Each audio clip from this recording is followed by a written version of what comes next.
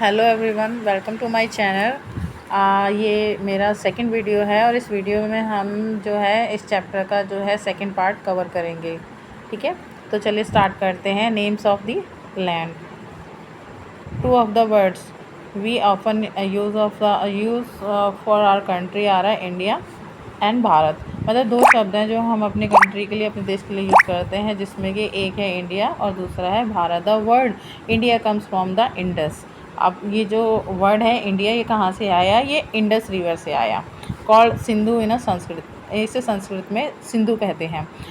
Find Iran and Greece in your atlas and the Iranians and the Greeks who come through the northwest about 2500 years ago and were familiar with the Indus। ये कहते हैं कि ईरानीज़ जो होते हैं और ईरानीज़ और जो ग्रीक के लोग थे वो नॉर्थ वेस्ट में आए थे। कब आए थे? जो 2500 साल पहले ये नॉर्थ वेस्ट में आए थे और ये फिर धीरे धीरे जो है इंडस से परिचित हुए और इन्होंने धीरे धीरे इंडस को क्या कहना चालू कर दिया? हिंदोस कहना चालू कर दिया और इंदोस कहना चालू कर दिया।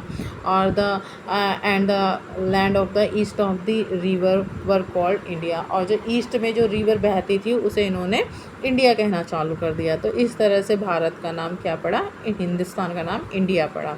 Who lived in the north west, sorry, the name Bharat was used for a group of people who lived in the northwest and who are mentioned in the Rigveda. ठीक है, भारत किस तरह से नाम पड़ा हिंदुस्तान का? वो इस वजह से नाम पड़ा कि जो जो नॉर्थ वेस्ट में जो एक लोगों का कोई ग्रुप रहता था, जिसे ऋग्वेद में भी मेंशन किया है, वो लोग इसको मतलब जो इंडिया को बार बार हिंदू भारत कहकर पुकारने लगे थे। तो इस वजह से जो है इंडिया का नाम भारत पड़ा। आप देखिए, जो ईरानीज़ थे और जो ग्रीक्स थे वो जब आए यहाँ पर नॉर्थ वेस्ट में आए 2500 साल पहले, तब उन्होंने जो है इंडोस को देखा, उसे पहचाना और वो धीरे धीरे उनकी जो भाषा है, जो लैंग्वेज है वो अलग है, तो वो इंडोस ना कहकर उसे हिंदूस या इंडोस बुलाने लगे थे। इंडस को, जो इंडस रिवर है उसको जो है वो हिंदूस बुलाने लगे थे और इंडोस बुलाने लगे थे। और फिर जो इस वजह से जो फिर उसके बाद में जो भी रिवर का जो ईस्ट का जो पार्ट है उसको वो लोग इंडिया कह के बुलाने लगे। ठीक है, और अब भारत का नाम, इंडिया का नाम भारत कैसे पड़ा? कि जो नॉर्थ वेस्ट में कुछ लोगों का ग्रुप रहता था, जो कि ऋग्वेद में भी बताया गया है उन लोगों के बारे में, तो वो लोग जो हैं इंडिया को भारत कह के पुकारने लगे, तो फिर इंडिया का नाम भारत पड़ गया। The earliest composition. ठीक है, इस तरह से जो है हिंदुस्तान का नाम एक तो पहले जो था पहले तो इंडोस से जो है इंडस रिवर से हिंदोस बन गया, फिर इंडोस बन गया, फिर उसके बाद में कुछ लोगों ने इसे भारत कह के पुकारना चालू कर दिया, तो उस तरह से फिर भारत भी पड़ गया। ठीक है, finding out about the past के बारे में चलिए जानते हैं। There are several ways of finding out about the past। यहाँ पर कुछ तरीके हैं जिससे हम पास्ट के बारे में जान सकते हैं। One is to search for and read books that written long ago. ठीक है, यहाँ पर ये कहते हैं कि हम जो है पास्ट के बारे में कैसे पता लगा सकते हैं कि चलिए कुछ बुक्स पढ़ करके, जो कि बहुत हज़ारों साल पहले लिखी जा चुकी हैं, उन्हें पढ़कर हम ये ढूंढ सकते हैं कि मतलब हमारा पास्ट कैसा था। There are called manuscript because they were written by the hand। This comes from the Latin word manu meaning hand। ठीक है, ये इसका हम कैसे, ये जो बुक्स लिखी गई हैं ये कैसे लिखी गई हैं? ये मैन्यूस्क्रिप्ट, इनको मैन्यूस्क्रिप्ट कहते हैं। अब मैन्यूस्क्रिप्ट का मतलब, मैन्यूस्क्रिप्ट कैसी होती हैं? वो जो हाथ से जो है लिखी जाती है, पाम लीफ होते हैं, उनके ऊपर हैंड रिटन होती हैं, हाथ से लिखी जाती हैं, तो उन्हें मैन्यूस्क्रिप्ट बोलते हैं। अब ये कहते हैं कि जो लैटिन वर्ड मैन्यू, कि ये कहाँ से आया? मैन्यूस्क्रिप्ट जो वर्ड है ये कहाँ से आया? ये क्या कहते हैं कि लैटिन भाषा में जो मैन्यू होता है उसका मीनिंग होता है हैंड, मतलब हाथ, और जो उस पर जो लिखा जाता है there were usually written on a palm leaf, ये ज़्यादातर आमतौर पे पाम लीव पर लिखी जाती थी, क्योंकि उस समय पे पाम लीव ईजिली अवेलेबल होगा, तो उस समय पे इसलिए ये क्या करा जाता था, पाम लीव पर लिखा जाता था, और इसीलिए इनको क्या कहते थे, मैन्युस्क्रिप्ट बोलते थे। ठीक है। और या फिर जो हिमालय में एक पेड़ मतलब ग्रो होता था, उगता था, जिसका नाम ब्रीच था, तो उसकी जो खाल, एक स्पेशल तरीके से उसकी जो खाल है, उस पेड़ की खाल है, वो प्रिपेयर की जाती थी, उस पर भी ये जो है लिखी जाती थी, मैन्युस्क्रिप्ट लिखी जाती थी। ये क्या कहते हैं कि ये जो मैन्युस्क्रिप्ट है हज़ारों साल तक, मतलब हज़ारों सालों के दौरान, ये इनमें से कुछ मैन्युस्क्रिप्ट जो है इंसेक्ट वगैरह खा गए, कुछ डिस्ट्रॉय हो गई, लेकिन कुछ अभी भी हैं, अभी भी सरवाइव कर चुकी हैं, जो कि अभी भी क्या है, कहाँ पर पाई जाएंगी, या तो कुछ टेम्पलों में पाई जाएंगी, या मोनास्ट्रीज होते हैं जहाँ पर मॉन्क्स वगैरह रहते हैं, तो वहाँ पर ये अभी भी रखी हुई हैं मैन्युस्क्रिप्ट। ठीक है, इतने साल हो गए मैन्युस्क्रिप्ट हैं, पाम लीफ पर लिखी गई हैं, तो ऑब्वियसली बात है कुछ को कीड़े खा जाएंगे, या फिर कुछ डिस्ट्रॉय हो जाएंगे, या फिर कुछ ऐसी लीव होंगी, कुछ उन लोगों ने उस टाइम में उनको जो है सेव करने का कोई ऐसा आइडिया सर्च किया होगा, जिसकी वजह से कुछ मैन्युस्क्रिप्ट अभी भी सर्वाइव कर गई हैं, और वो अभी कहाँ मौजूद है, कुछ टेम्पल्स में या फिर मोनास्ट्रीज होती हैं, उनमें वो रखी गई हैं। ठीक है ना। ये जो in these books deal with all kinds of a subject, जैसे religious belief and a practice, the lives of Kings, medicine है, साइंस। ठीक है। ये कहते हैं कि ये जो बुक्स हैं, इनमें जो है सारा का सारा रिकॉर्ड, हर तरह के सब्जेक्टों के बारे में सारा का सारा रिकॉर्ड अभी भी, मतलब रिकॉर्ड है हर तरह के सब्जेक्टों के बारे में, जैसे कि जो रिलीजियस बिलीफ होते थे, मतलब जो हमारे धार्मिक विश्वास हैं, जो परंपराएं हैं, या फिर जो उस टाइम के जो पुरोहित पंडित वो हुआ करते थे, वो किस तरह से जो है उपदेश दिया करते थे, किस तरह से धार्मिक अनुष्ठान किया करते थे। ठीक है ना। किस तरह राजा किस तरह से रहते थे, किस तरह से मेडिसिन, दवाइयों की और साइंस की जो है खोज हुई, इन सब के बारे में क्या है, उन बुक्सों में रिकॉर्ड है। ठीक है। इसके अतिरिक्त के जो क्या है कि जो जो एपिक है, एपिक मतलब महाकाव्य हैं, कुछ पोएम्स हैं, कुछ जो प्लेस मतलब जो नाटक वगैरह हैं, ये भी उन बुक्सों में रिकॉर्ड हैं। ठीक है ना। Many of this were written in अ संस्कृत, इनमें से कुछ मैन्युस्क्रिप्ट जो हैं संस्कृत में लिखी गई हैं। ठीक है ना। और कुछ जो हैं वो प्राकृतिक, सॉरी, इनमें से जो कुछ बुक्स हैं वो संस्कृत में लिखी गई हैं, और जो कुछ बुक्स हैं वो प्राकृतिक में लिखी गई हैं। प्राकृतिक जो है उस समय पर जो ऑर्डिनरी पीपल की लैंग्वेज होती थी, मतलब संस्कृत जो थे कि वो जो है राजाओं की लैंग्वेज होती थी, और जो पंडित पुरोहित होते हैं और मॉन्क होते हैं उनकी लैंग्वेज हुआ करती थी। लेकिन जो प्राकृतिक भाषा है वो ऑर्डिनरी पीपल, जैसे कि जो जनता है राजा की, वो लोग बोलते थे इसको। एंड और कुछ बुक्स जो हैं तमिल में भी लिखी गई हैं। ठीक है। We can also study inscriptions, हम इंस्क्रिप्शंस के बारे में पढ़ते हैं, भी पढ़ेंगे। अब इंस्क्रिप्शंस क्या होते हैं, इंस्क्रिप्शन होते हैं कि जो एक हार्ड सरफेस पर वो लिखे जाते हैं इंस्क्रिप्शंस, जैसे कि स्टोन हो गया या मेटल हो गया, जैसे कि पत्थर की कोई शिला हो गई या मेटल की कोई जो है एक सरफेस हो गया, उस पर क्या है वो इंस्क्रिप्शन जो है, राजा कुछ लिखवाना चाहता था तो वो लिखे जाते थे, उसे क्या कहते थे, इंस्क्रिप्शंस कहते थे। जैसे sometimes king got their order inscribed so that people could see, read and obey them, मतलब लोग, राजा जो है कुछ ऑर्डर देना चाहता है अपनी जनता को, तो वो क्या करता था, वो उसे राजा जो है जो ऑर्डर देता था उसे एक हार्ड सरफेस पर इंस्क्रिप्ट करवा दिया करता था, लिखवा दिया करता था। ठीक है। जिससे कि लोग उसको देख सकें, लोग उसका जो ऑर्डर है उसका पालन कर सकें, उन्हें पढ़ सकें। ठीक है। There are other kinds of inscriptions as well, यहाँ पर कुछ और दूसरी तरह के इंस्क्रिप्शंस भी हैं, जैसे कि मैन और वुमेन, जैसे कि राजा और रानियाँ जो हैं वो जो है रिकॉर्ड करवाना चाहते थे कि वो किस तरह, वो क्या करते हैं, वो क्या करते हैं, किस तरह से रहते हैं, ये चीज़ें भी वो रिकॉर्ड करवाना चाहते थे, तो वो भी इंस्क्रिप्शंस के थ्रू इन चीज़ों को रिकॉर्ड करवा देते थे। जैसे कि राजा जो है अपनी बैटल, अपनी मतलब राजा ने कितने युद्ध जीते, अगर वो उसे रिकॉर्ड कराना चाहता है तो वो एक हार्ड सरफेस पे इंस्क्रिप्शन के थ्रू उसको रिकॉर्ड करवा देता था राजा कि मैंने कितनी जो है विक्ट्री बैटल जो है जीती हैं। ठीक है। Can you think the advantage of the return of the hard surface. अब ये कहते हैं कि हार्ड सरफेस की क्या कुछ एडवांटेज भी हैं, बिल्कुल ऑब्वियसली एडवांटेज तो है ही है, क्योंकि वो हार्ड सरफेस पर जो है स्क्रिप्ट लिखे जाते थे, इंस्क्रिप्शन लिखे जाते थे, तो वो क्या है, वो हज़ारों साल तक रह सकते हैं, उन्हें कोई डिस्ट्रॉय नहीं कर सकता है। ठीक है, वो ईज़ी से आज भी काफ़ी सारे जो गुफ़ाओं में कुछ चित्र वगैरह, जब आर्कियोलॉजिस्ट होते हैं जो गुफ़ा वगैरह का या फिर किसी ऐसी पुरानी बिल्डिंग्स का या किसी चीज़ की खोज करते हैं, तो वहाँ पर बहुत सारे जो है पिक्चर्स वगैरह उनको मिल जाते हैं एनिमल्स की, या फिर कुछ लिखा हुआ मिल जाता है। तो वो आज भी क्यों मिल रहा है, क्योंकि इस वजह से मिल रहा है क्योंकि वो एक हार्ड सरफेस पर लिखे गए हैं।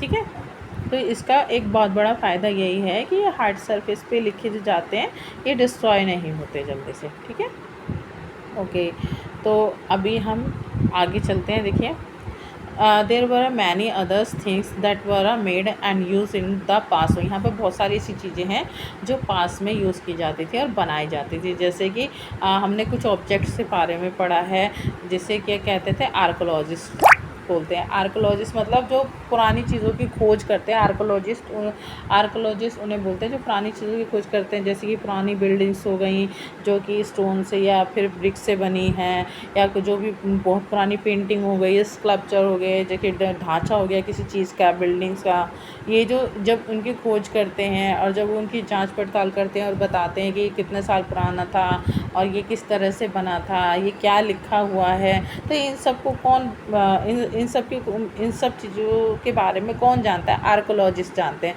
जो जैसे कि मैं आपको पढ़ा रही, तो मैं टीचर्स हुई, इसी तरह से ये जो आर्कोलॉजिस्ट एक ऐसे लोग होते हैं, ऐसे व्यक्ति होते हैं जो जिनको एक स्पेशल नॉलेज होती है इन सब चीज़ों की, पुरानी चीज़ों की, जिससे कि मतलब ये पता लगा लेते हैं कि ये जो कोई भी जो बहुत पुराना जो कोई अगर उन्हें स्टोन मिला है या कोई औजार मिला है या कोई कॉइन मिला है, तो वो उसकी जांच पड़ताल करके ये बता देते हैं कि ये कितने साल पुराना है और ये कौन से सन में लिखा गया था, किसने लिखा था, किस युग में लिखा गया था। ठीक है, तो ये इन्हें बहुत ज़्यादा नॉलेज होती है इस चीज़ के बारे में।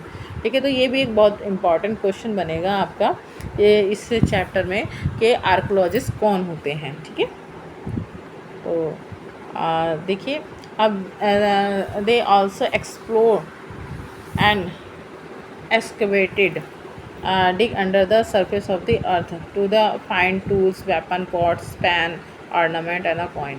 देखिए, मैं आपको बता रही थी ना कि ये क्या करते हैं, ये खोज करते हैं, ये धरती के अंदर जो है ज़मीन को खोदते हैं और उसके अंदर से टूल्स ढूंढते हैं, बहुत सारे औजार ढूंढते हैं, पॉट्स, कोई जो पहले के पॉट्स किस तरह से कौन से पॉट्स किस तरह के पॉट इस्तेमाल किए जाते थे, पैन, ऑर्नामेंट, पहले के राजा रानी जो लोग होते थे पहले के, वो किस तरह के जो है जेवर वगैरह पहनते थे, पहले किस तरह के सिक्के चलते थे, इन सब को जो है इन सब की वो खोज करते हैं और स्टडी करते हैं। सम ऑफ दिस ऑब्जेक्ट में be made by the stone. इनमें से कुछ ऑब्जेक्ट ऐसे होंगे जो कि पत्थर से बने होंगे, कुछ बोन्स से बने होंगे, हड्डियों से बने होंगे, कुछ मिट्टी से बने होंगे और कुछ मेटल से बने होंगे। ठीक है ना। Subject that the made of a hard imperishable substance usually survive for a long time. ठीक है ना।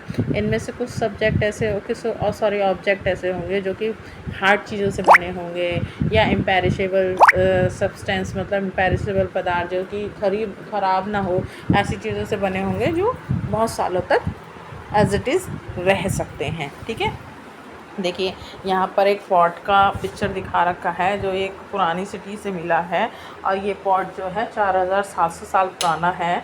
ठीक है ना। और एक सिल्वर का कॉइन का पिक्चर भी दिखा रखा है। देखिए, ये रहा, ये 2500 साल पुराना है। ठीक है ना। ठीक है, तो इस तरह की चीज़ों की वो स्टडी करके ये बताते हैं कि कौन से सन का है और इसे किस राजा ने या किस समय में यूज़ किया गया होगा। ठीक है, चलिए देखिए, archaeologist also look for bones of animals, bird and a fish. ठीक है, to find out what people ate in the past. ठीक है, आर्कोलॉजिस्ट जो है जानवरों की हड्डियाँ या चिड़िया की हड्डियाँ या फिश की हड्डियों को भी बहुत अच्छे से देखते हैं, रिसर्च करते हैं, स्टडी करते हैं उनकी, ये पता लगाने के लिए कि पहले के लोग क्या खाते थे। Plant remaining survive for more rarely, ठीक है। बहुत सारे प्लांट ऐसे होते हैं उस समय में, उस समय के बहुत से प्लांट ऐसे होंगे जो आज भी होंगे, जो बहुत कम बचे हैं और लेकिन आज भी हैं, वैसे प्लांटों की भी स्टडी करते हैं वो लोग। If a seed of a grain और pieces of a would have been burned, ठीक है ना। अगर कुछ कोई मतलब ग्रेन मतलब कुछ अनाज के जो बीज होंगे या फिर कुछ लकड़ियों के कोई टुकड़े भी इनको जले हुए मिले हैं, ठीक है। The survivor in a card form. Do you think cloth if found frequently by the archaeologist, क्या आपको लगता है कि आर्कोलॉजिस्ट को क्लोथ भी मिले होंगे? नहीं, क्लोथ नहीं मिले होंगे, क्योंकि क्लोथ तो बहुत ऐसी ऐसी चीज़ें जो कि बहुत जल्दी से डिस्ट्रॉय हो जाती है, उसमें इंसेक्ट वगैरह भी लग जाते हैं, तो मुझे नहीं लगता है कि उन्हें क्लोथ भी मिले होंगे, ठीक है।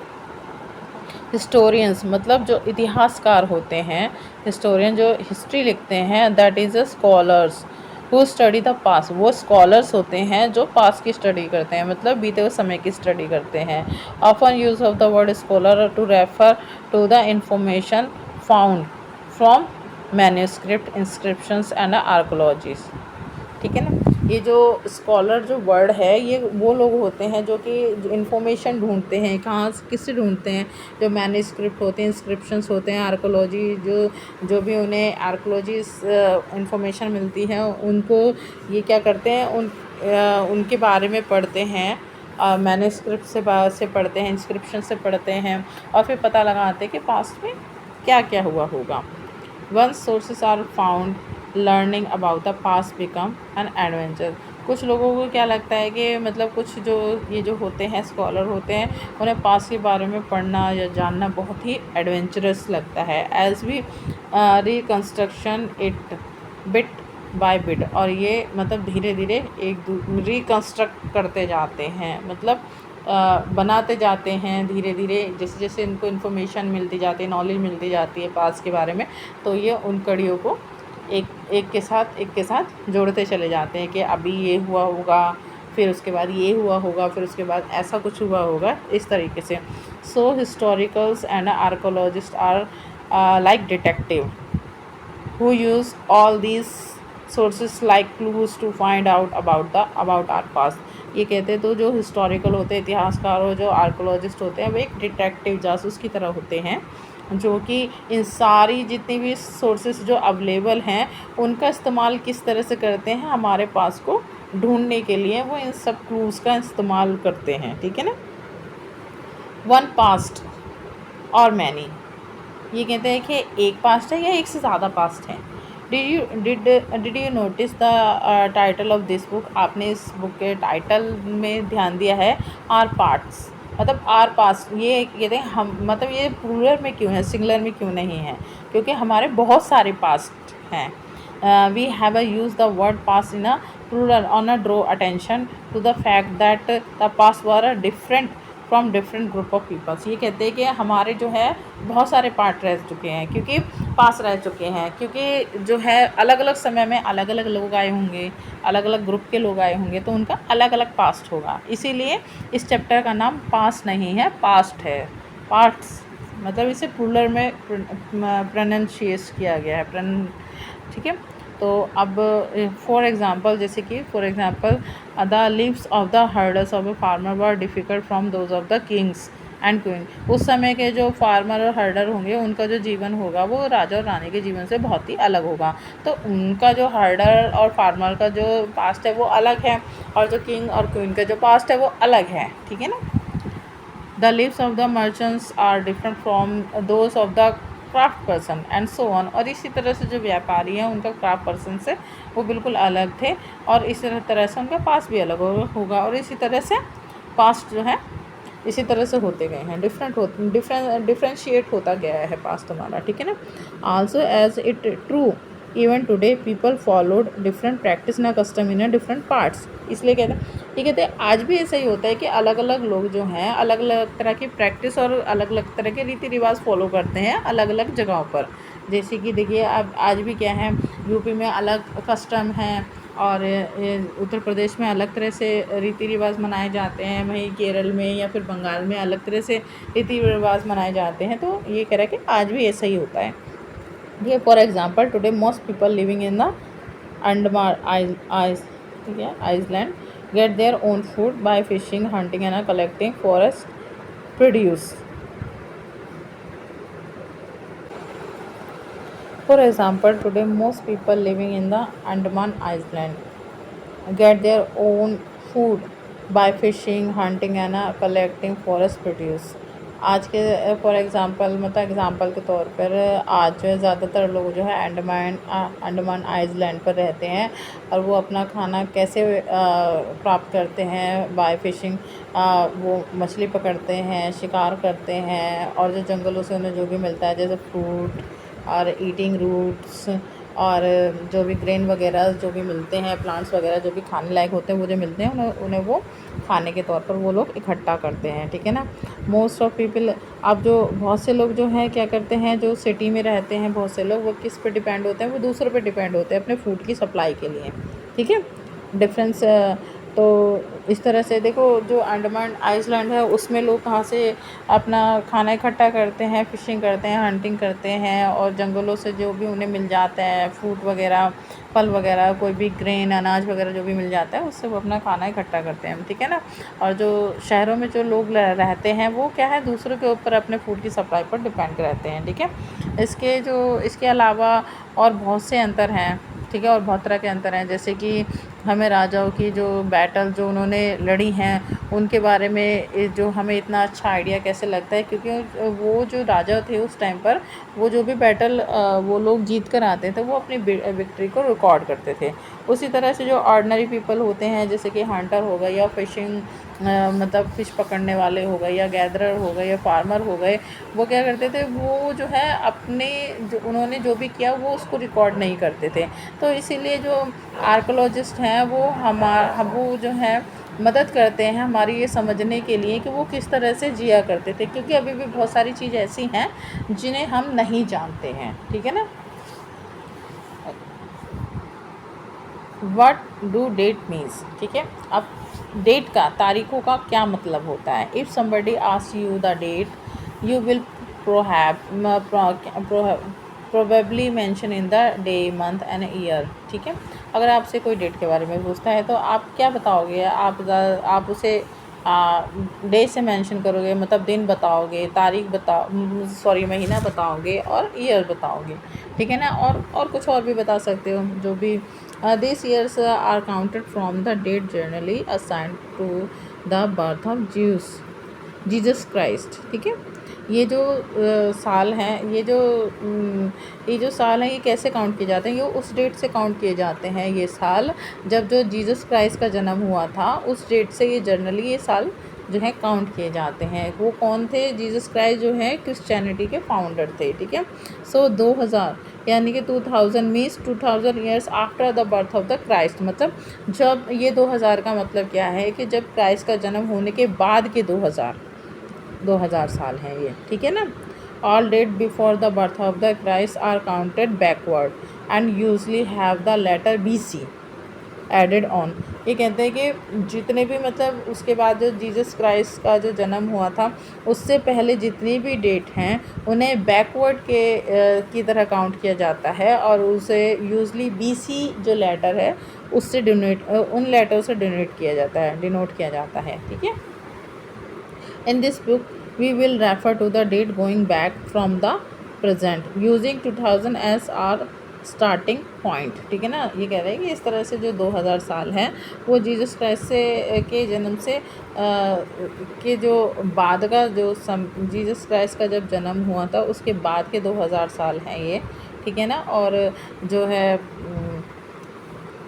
और जो जीसस क्राइस्ट का जन्म से पहले जितनी भी डेट्स थी उन्हें जो बैकवर्ड काउंट किया जाता है और उन्हें लेटर BC से डिनोट किया जाता है, ठीक है। तो ये डेट्स भी आप थोड़ा ध्यान रखिएगा, ठीक है। लेटर्स विच डेट्स, ठीक है। BC we have seen stand for before Christ, ठीक है ना। BC को यहाँ पर जो है बिफोर क्राइस्ट मतलब जो जीसस क्राइस्ट है उसके जन्म से पहले के जितना भी समय था उसे BC से डिनोट करते हैं। You will sometimes find AD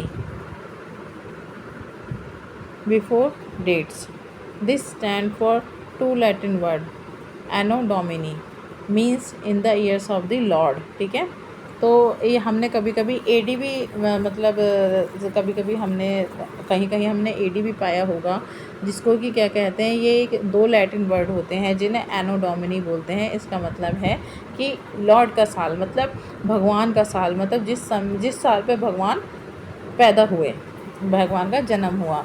so 2005 can also be written as AD 2005, तो इसलिए 2005 को भी 2000 AD लिखा जाता है। Sometimes CE is a use instead of AD, कभी कभी जो है AD की जगह CE भी लिखा जाता है, यूज़ किया जाता है। And BCE instead of BC, और BC की जगह पर BCE जो है यूज़ किया जाता है। The letter CE stand for common era, जो CE जो लेटर है वो एक कॉमन एरा को डिनोट करता है, और BCE for before common era को जो है डिनोट करता है। We use these terms because the Christian era is now use is the most country of the world. हम इस टर्म को इसलिए यूज़ कर रहे हैं क्योंकि जो क्रिश्चियन एरा है वो ज़्यादातर जो वर्ल्ड की ज़्यादातर कंट्रियाँ हैं उसमें ये यूज़ होता है। In India we began using this from the dating from about 200 years एगो।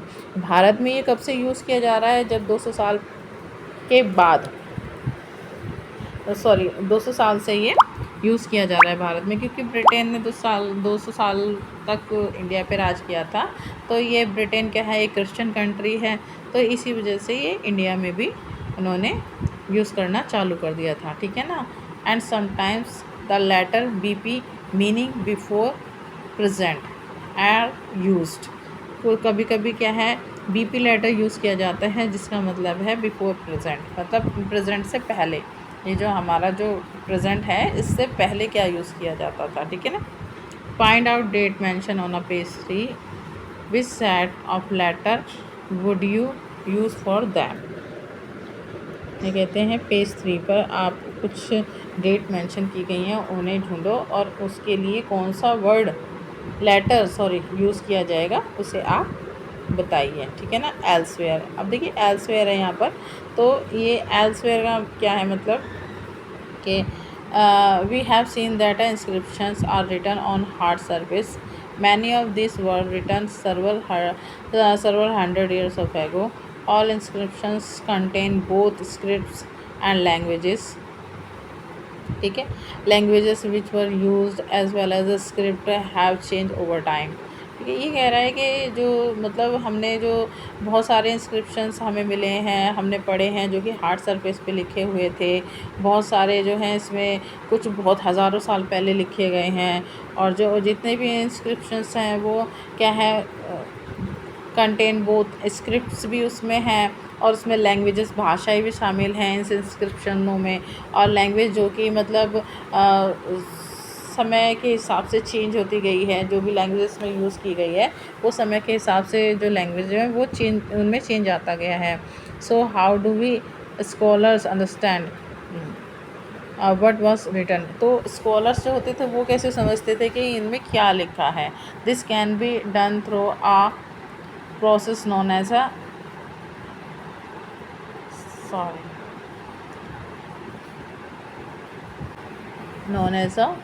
डेसिफरमेंट। जैसे कि देखिए यहाँ पर जो है स्क्वायर बना हुआ है, यहाँ पर कुछ जानवरों की पिक्चर्स बनी हुई हैं, कुछ औजारों की पिक्चर्स बनी हुई हैं, कुछ बर्ड की पिक्चर बनी हुई हैं। तो इन्हीं पिक्चर्स को देख करके जो स्कॉलर्स होते थे, आर्कोलॉजिस्ट होते थे, वो ये पता लगाते थे कि इस इंस्क्रिप्शंस में क्या समझाने की कोशिश की गई है। ठीक है। सम ऑफ द मोस्ट जो है famous story of a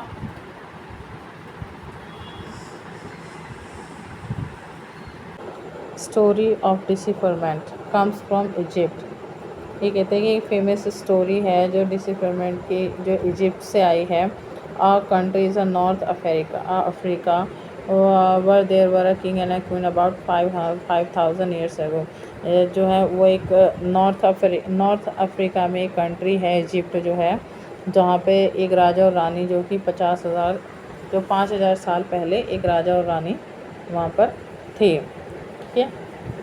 Rosetta is a town on the north coast of Egypt. Rosetta एक टाउन है जो कि इजिप्ट के नॉर्थ कोस्ट पर है। कोस्ट मतलब समुद्र का किनारा, मतलब समुद्र के किनारे पे जो बसा हुआ एक टाउन है।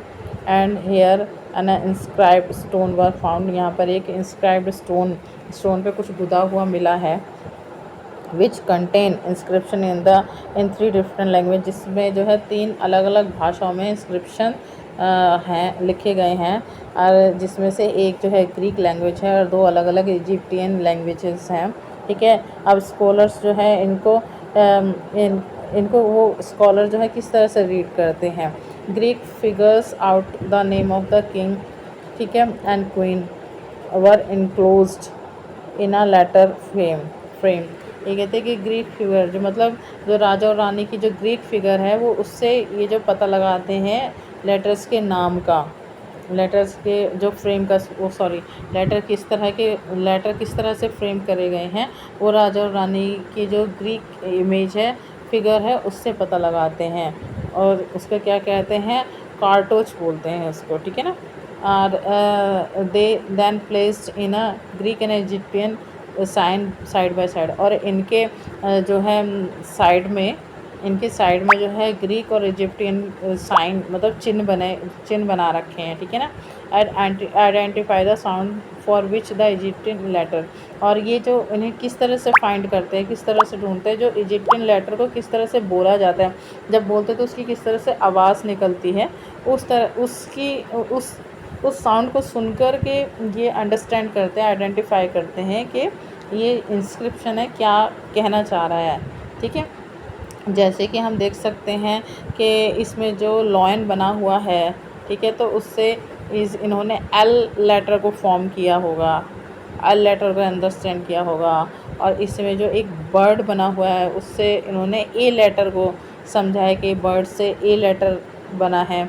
Once there knew what the letter stood for, एक बार ये जान लें कि जो स्कॉलर होते हैं अगर एक बार ये समझ लें कि लेटर कौन सा लेटर है और किस तरह का लेटर है, तो फिर ये इसी तरह से आगे के जो इंस्क्रिप्शन है, दूसरे इंस्क्रिप्शन है, उनको रीड करते जाते हैं। सो देखिए गाइस, अब ये जो आपका जो चैप्टर है वो पूरा कंप्लीट हो चुका है। ठीक है, तो ठीक है, अब हम अपने नेक्स्ट वीडियो में नेक्स्ट चैप्टर के साथ मिलेंगे। और प्लीज़ चैनल को सब्सक्राइब कीजिएगा और प्लीज़ अपना सपोर्ट बनाए रखिएगा मेरे लिए। ठीक है, ओके, थैंक यू, बाय।